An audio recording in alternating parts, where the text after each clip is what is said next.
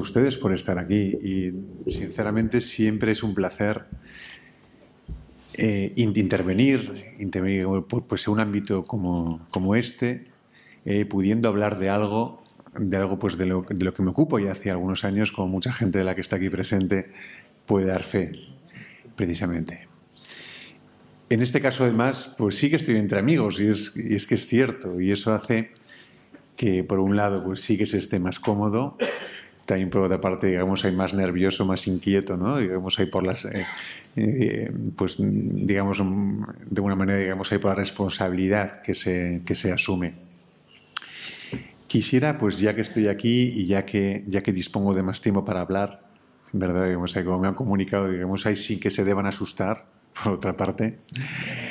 Quisiera dar las gracias de manera digamos, muy efusiva, digamos, pues empezando, por supuesto, digamos, aquí por la persona que me ha presentado y haciéndolo extensivo el agradecimiento, por supuesto, digamos, a los organizadores del evento y también, si me lo permite, un poco, digamos, al padre de mucha gente que está aquí, digamos, al menos a nivel, digamos, de lo espiritual y de lo moral, como es, pues como digamos Abu Islam, ¿no?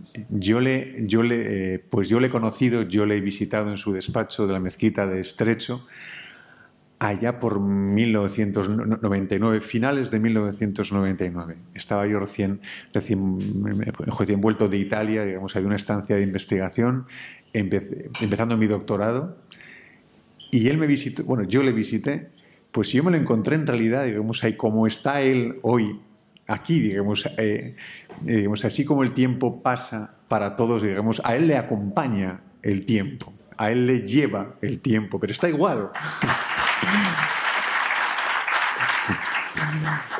A mí me recuerda mucho, y tiene su gracia, porque me recuerda mucho, digamos, a la mezquita, digamos, a de los Tatari de Tánger, que tiene que ver con su familia, que yo la veía desde, pues durante unos cuantos meses, digamos, desde mi despacho de Tánger, y veía la mezquita, porque estaba justo enfrente de la rotonda de Tetuán, porque es la única mezquita de Tánger que siempre está igual de bien y siempre, digamos, brilla con igual luz, ¿no? Las demás ya van cambiando, pero es cierto que para mí, digamos, acabo de oír murmullos por aquí, supongo, digamos, de la gente de Tánger, ¿no?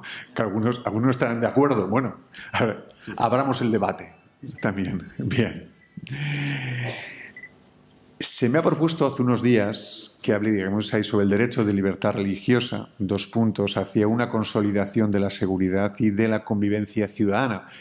El título se me ha propuesto. Casi siempre se me pide que yo proponga el título y que hable de lo que quiera, ¿no? En esta ocasión yo sí que he agradecido esa labor de síntesis también que me han propuesto a través de un título que me sugiere mucho, porque si a un profesor de universidad le unes, digamos, a mi faceta de abogado, es decir, darle el sentido a las palabras, ¿no? Interpretarlo de tal manera, y siempre he pensado en la segunda finalidad o la segunda intención de los títulos, ¿no?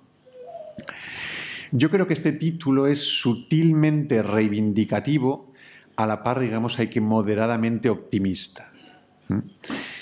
En primer lugar, porque fíjense que se habla del derecho a la libertad religiosa, cuando casi siempre se suele enunciar este derecho como derecho de libertad religiosa.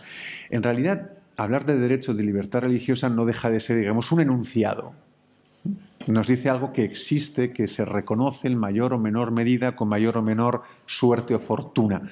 Sin embargo, hablar del derecho a la libertad religiosa expresa un deseo, expresa aquello que se quiere, aquello de lo que se sueña, aquello que quieres hacer realidad. Pero claro, es un derecho, es un anhelo que se quiere consolidar.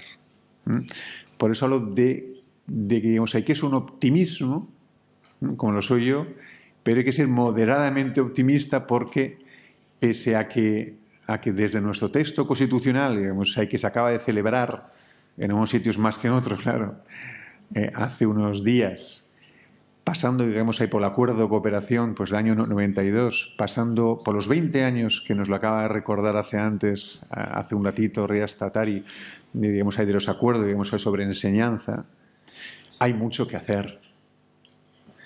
Y en realidad, amigos, no solamente hay mucho que hacer en lo que respecta a cómo se aplica el acuerdo de cooperación y todo lo que rodea el acuerdo de cooperación.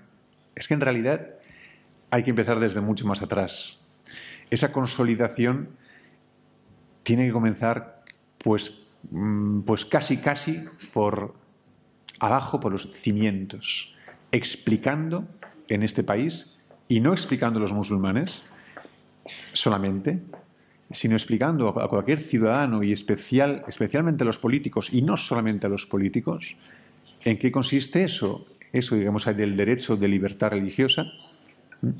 Ahora sí que hablo del derecho de libertad religiosa tal y como los padres de nuestro texto constitucional lo han soñado, y después de soñarlo y después de reflexionarlo, lo han plasmado en el texto legal. ¿Cómo lo han plasmado? Fijaos que después de tantos años aún se anda discutiendo, pues si yo a mis alumnos de la universidad todos los años, todos, y seguro que este año cuando empiece mis clases en febrero, voy a tener que empezar la primera clase discutiendo sobre si estamos en un estado laico o no, es aconfesional. Pues es una discusión que se podría mantener en cualquier sitio de este país, y no solamente en las calles, en cualquier sitio donde se supone que el nivel de debate es alto, es serio, se podría mantener, y habría muchísima gente, digamos, ilustrada, además, que te defenderían con saña que estamos en un estado laico. Y yo siempre digo, bueno, hay que diferenciar entre lo que es y lo que a uno le gustaría que fuese. Por tanto, si uno quiere vivir en un estado laico, digamos, ahí tiene a Francia, al norte. Digamos, pues a 1 hora y cuarto carretera, puede llegar allí. Y si quiere convertir nuestro Estado español en un Estado laico, también se puede hacer, pero en los sitios en donde corresponde hacerlo. Mientras tanto, nuestro Estado constitucionalmente diseñado, es decir, cuando a nuestro Estado español se le pregunta, ¿usted qué es frente al fenómeno de la religión, de las religiones? O sea, ¿cómo se define usted? Lo que nuestro Estado español contesta a través de nuestro texto constitucional, artículo 16.3, es que nuestro Estado no tiene religión oficial. No es un Estado laico. No es Francia. Dice, no soy confesional. Lo fui hace no demasiados años. Ya no lo soy. No tengo una religión oficial. Ahora bien, ¿eso quiere decir que yo me desentienda de la religión? ¿Eso quiere decir que yo plantee una frontera que no es visible, es invisible, y se construye, digamos, ahí sobre frases y prejuicios y leyes en ocasiones? ¿Quiere decir que yo ponga un muro y separe el aspecto privado, el aspecto público de las religiones, del factor religioso? Nuestro Estado contesta que no, porque no solamente resulta que no es confesional, sino que le ordena, y es una orden a todos los poderes públicos, en primer lugar, tener en cuenta las creencias religiosas de la sociedad española, y mantener las consiguientes relaciones de cooperación con la Iglesia Católica y con el resto de confesiones. Fijaos, hablamos de una no confesionalidad y de una posición hacia lo religioso activa, de promoción del factor religioso, de cooperación. No un Estado que suple. El Estado español no debe suplir. No se debe poner en lugar de las religiones para hacer su trabajo. A veces puede ocurrir, a veces tiene la tentación el Estado español, y la ha tenido de hacer tal cosa, pero no lo debe hacer. Es una cuestión distinta. Pero su posición es activa, no es neutral. No es una posición de neutralidad. Y no. O sea, yo tengo que considerar las creencias de mis ciudadanos, las tengo que escuchar, pero no de una manera pasiva, de una manera activa y, por tanto, cooperar con los ciudadanos y con los ciudadanos organizados en entidades religiosas para hacer efectivo el derecho de libertad religiosa, el derecho a la libertad religiosa. De hecho, antes en esta mesa estaba manifestado, personificado, hecho carne, ese principio de cooperación. Porque teníamos, donde estoy sentado yo, si no me equivoco, digamos, pues que creo que no está por aquí, digamos, a Enric Vendrell, o está sentado por el fondo, pues y los señores de la UCIDCAT, en este caso, y de la UCIDE de España, estaban aquí sentados. Por tanto, la vía de la cooperación no es una vía de un único sentido, es bidireccional. Por tanto, se necesitan mutuamente, recíprocamente, que los poderes públicos y las confesiones coadyuven y actúen conjuntamente siempre para hacer realidad ese principio de cooperación. No solamente es el Estado el que tiene que cooperar, las confesiones religiosas institucionalmente organizadas y auténticamente representativas, como desde luego la UCIDE lo es, tiene que cooperar también con los poderes públicos para hacer realidad todo esto. No siempre van a encontrar una posición activa, receptiva por parte de los poderes públicos, da lo mismo. La actitud de cooperación por parte de las confesiones debe ser idéntica, constante, persistente en el tiempo. Y ahí la primera clave para entender cómo, explicando bien qué es el derecho de libertad religiosa dentro de ese marco de aconfesionalidad que nuestros padres constituyentes han establecido para nuestro Estado, ese es el punto de partida sobre el que construir el resto del argumento.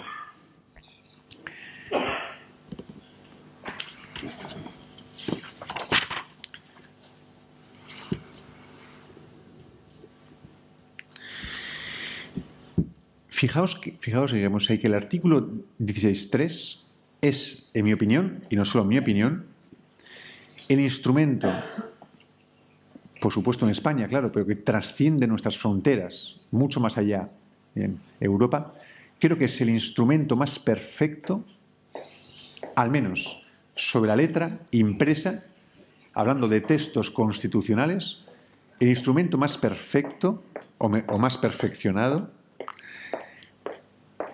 que permite la convivencia entre lo público y las confesiones religiosas, y de las confesiones religiosas entre ellas, porque reconoce la historia de España, reconoce que evidentemente hay unos acuerdos históricos, digamos, ahí con la Santa Sede, que los menciona en el texto constitucional, sin que, al menos sobre la letra de la ley, deba suponer un privilegio sobre el resto de confesiones religiosas.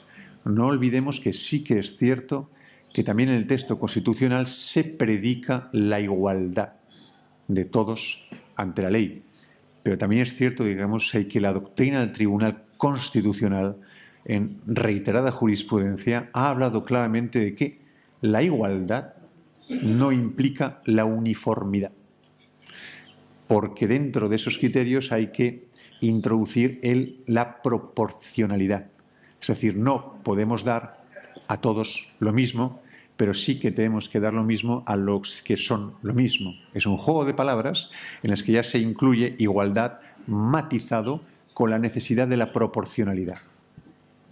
Pero en la misma línea, nuestro texto constitucional, desde esa premisa del principio de igualdad barnizado con la proporcionalidad, habla del resto de confesiones religiosas y habla del principio de cooperación. Es una no confesionalidad, un principio activo, promoción del factor religioso, cooperación de todas las confesiones religiosas. Tanto, el espíritu es positivo. Es un instrumento magnífico y yo no he encontrado ningún otro texto constitucional en los países de nuestro entorno tan perfeccionado como este. Otra cosa es cómo se aplica en la realidad. En primer lugar, por lo que antes he dicho, existe una concepción arraigada en este país de que estamos en un Estado laico. quizá más por lo que a uno le gustaría que fuera que por lo que en realidad es. Y eso dificulta el discurso.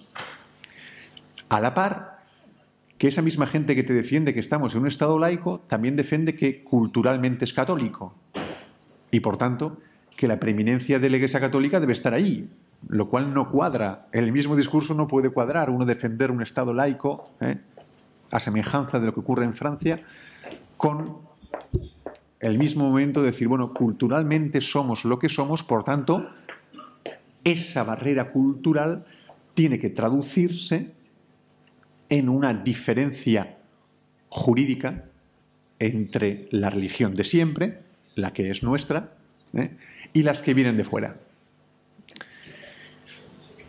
Porque he aquí una de las claves del asunto. Una de las claves que no se supera. Y ahí la educación y la escuela y lo que antes se ha hablado en esta mesa es fundamental. Se sigue considerando al Islam como algo que viene de fuera. Es extraño, no forma parte de nuestro acervo histórico ni acervo cultural. Es una realidad. Eso no cambia. Desde que yo empecé a investigar y trabajar en ese tema, es un debate que aparece una y otra vez. ¿Cómo se soluciona? En la escuela. Lleva su tiempo, evidentemente, ya lo sé. Es un proceso lento, pero hay que hacerlo en primer lugar, explicar bien la historia de España. A mi hijo se le va a empezar a explicar la historia de España del mismo modo que a mí se me explicó. Es decir, que hay una serie de siglos que no existen, que su referencia es muy liviana, y son 8 siglos de historia. 2 siglos más lo que vino después.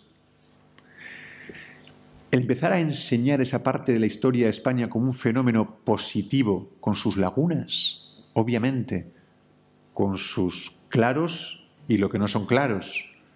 Explicarla como el resto del devenir de la historia española, del mismo modo, desde una postura crítica, pero explicándose. Lo cual, por otra parte, desde el punto de vista de como un instrumento pedagógico, ayudaría mucho para, sobre todo en colegios especialmente públicos, institutos públicos, donde la diversidad en el aula es tremenda, ayudaría a explicar las diferencias existentes no como una barrera, sino que algo que, retrotrayéndonos a unos cuantos siglos atrás, encontramos nuestro punto en común y desde ahí construir juntos. O sea, que esas aparentes diferencias son algo que nos une, que genéticamente incluso nos unen. Hablo de la genética, no hablo solamente, digamos, del nombre de nuestras calles, de nuestros pueblos, etc.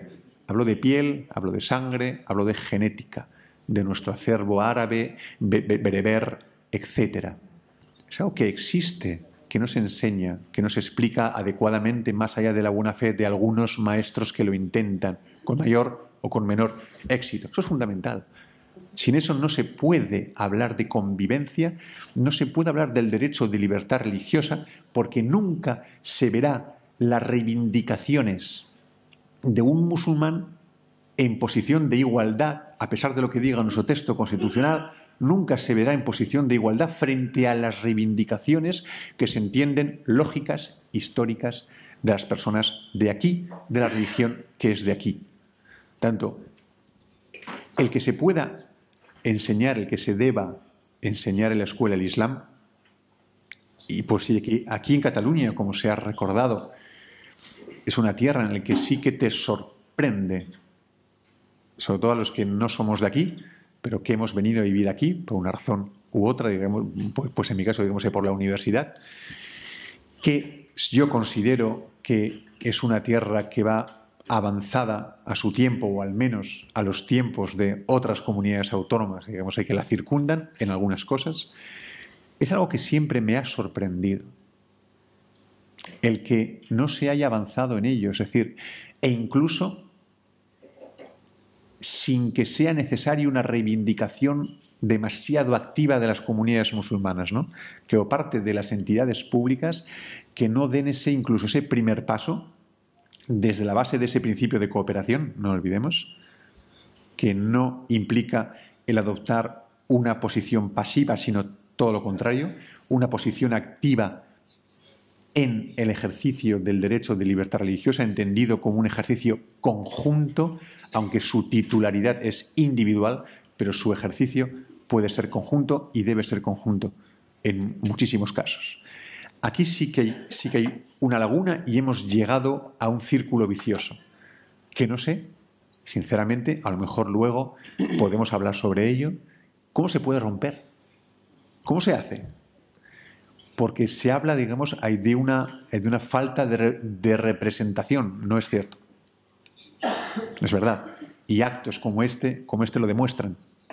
Fácilmente en Cataluña, a pesar de las diferencias que siempre las hay, que en cualquier colectivo las hay, no lo olvidemos, se puede llegar a presentar una representación única del Islam en Cataluña, lo cual no implica que sea una sola cara. Es decir, una representación puede ser una asamblea, perfectamente. No tiene por qué ser una persona. Ahí está la clave. O sea, no se puede exigir siempre desde las autoridades públicas: yo quiero ver a una persona en mi despacho. Bueno, eso ya lo organizaremos los musulmanes, ¿no? Usted no sabe la puerta, nosotros ya le diremos quién va a entrar, pero quien entre sí será el único representante. ¿Cómo nos organizamos? Si hay una junta directiva, digamos, ahí si su base es una asamblearia, bueno, ya hablaremos de eso. Hablaremos nosotros. Hablamos nosotros por los musulmanes. Aunque no soy quien para hablar por vosotros, pero doy ideas. Algunas veces son bien recibidas, otras no. Lógico. ¿Por dónde se rompe este círculo vicioso, digamos? ¿Hay por una falta de profesores? No. Aquí en Cataluña, desde luego, precisamente aquí, hay segurísimo, porque yo conozco, de hecho, unas cuantas personas que podrían desempeñar perfectamente esa labor. Tanto, ¿qué es lo que falta? ¿Es una cuestión de competencias? No lo creo, porque se ha hecho una ley de centros de culto de dudosa constitucionalidad. Desde el punto de vista jurídico-legal, se podrían poner pegas. Tiene una incidencia en el urbanismo, pero evidentemente su matriz es la defensa del derecho de libertad religiosa, cuya competencia exclusiva es del Estado.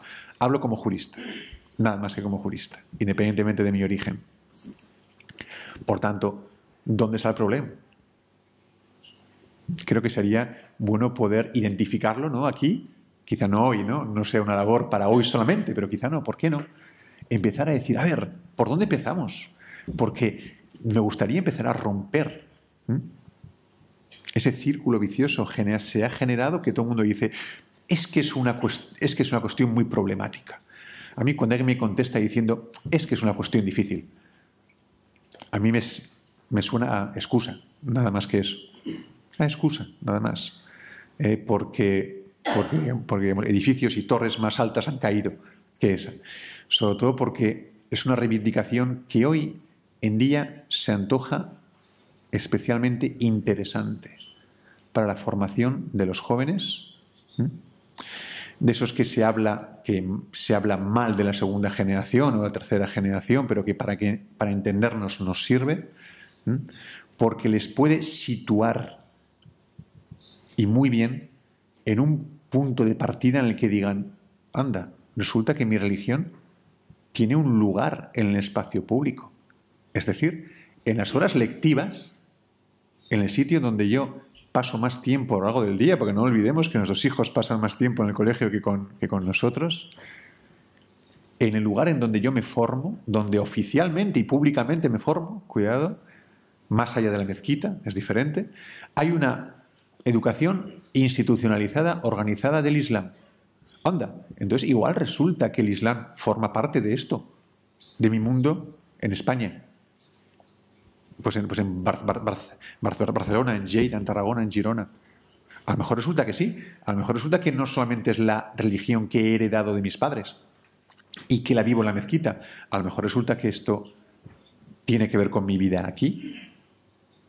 Eso nos lleva a la identidad musulmana, española, catalana, inescindiblemente unidas. O sea, es un instrumento fundamental, al igual que lo es el pensar en cuando uno se muere, el cementerio, el enterramiento, en esa necesidad para muchos jóvenes, y no solamente jóvenes, personas que digan, bueno, yo llevo aquí 35 años, 40 años, bueno, sí, ahí está mi país de origen, bien de acuerdo, pero es que yo me siento de aquí.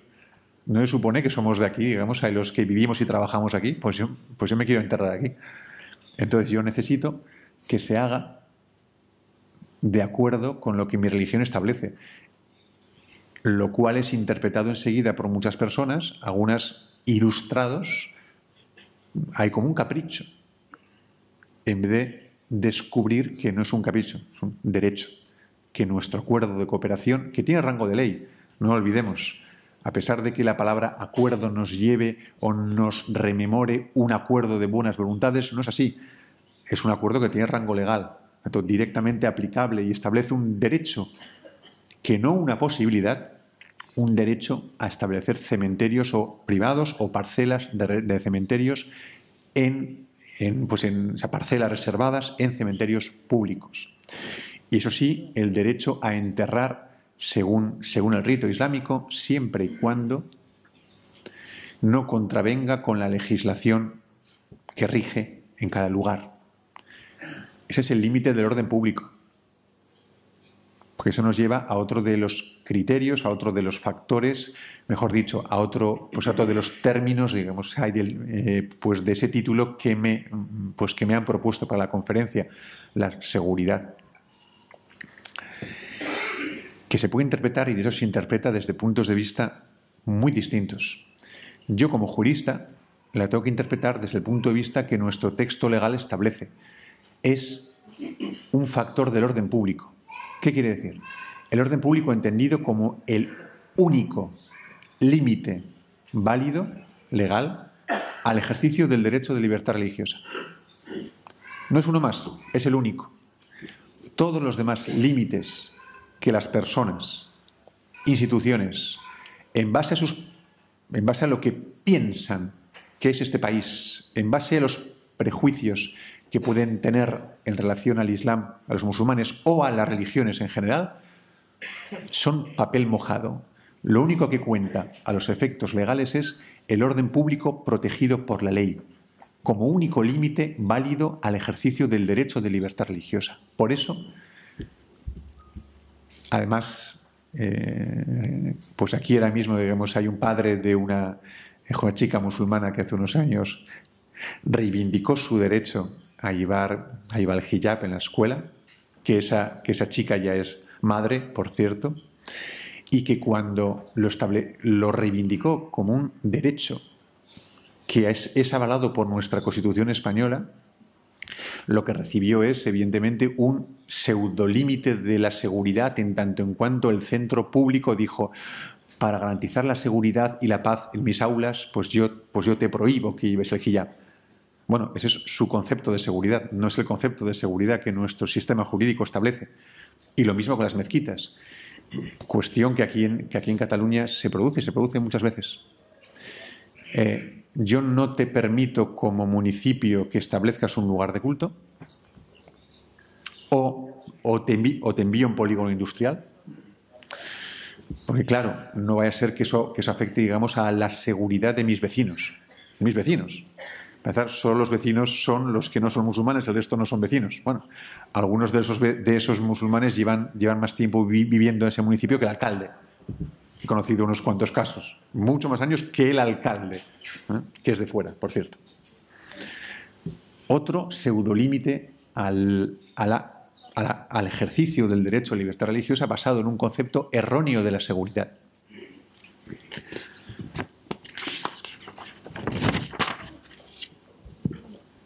Niqab, que es un tema, digamos, que levanta mucha polémica, porque de hecho, incluso en el seno de la comunidad musulmana no hay un acuerdo tampoco sobre el tema.